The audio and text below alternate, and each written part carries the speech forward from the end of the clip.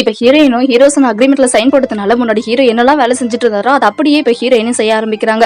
அவனை கூட்டிட்டு போய் டிராப் பண்றது, பிக்கப் பண்றது, அவனுக்கு தேவையான எல்லா திங்ஸுமே வாங்கி கொடுக்குறது, நைட்டு பகல்னு பார்க்காம அவன் கூடயே சுத்துறது அப்படின்னு சொல்லி அவ என்னெல்லாம் பண்ணாலோ அது அப்படியே ஹீரோயின் பண்றா. இப்ப நெக்ஸ்ட் டே ஹீரோயினோட ஆஃபீஸ்ல ஒரு பார்ட்டியுமே போய்கிட்டு இருக்கு. அந்த நேரம் நம்ம ஹீரோயினுமே பயங்கரமா டான்ஸ் பண்ணிக்கிட்டு இருக்க.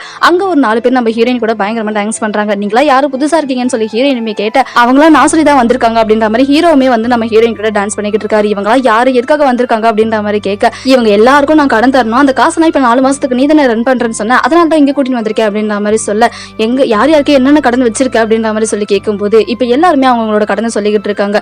என்னடா பண்ண இவ்வளவுக்கும் அப்படின்னு சொல்லும்போது, இது எல்லாத்துக்குமே நீ தான் காரணம், எல்லாமே நீ தான் பண்ண, உனக்கு மட்டும் தான் நான் செலவு பண்ண அப்படின்ற மாதிரி சொல்ல, இவ்வளவுமே நான் மட்டுமா பண்ண அப்படின்ற மாதிரி நம்ம ஹீரோயினுமே யோசிச்சுட்டு, சரி ஓகே நானே உங்களோட கடன் மொத்தத்தையும் அடைக்கிறேன் அப்படின்ற மாதிரி ஒரு பேப்பர்ல சைனுமே பண்ணிடுறா.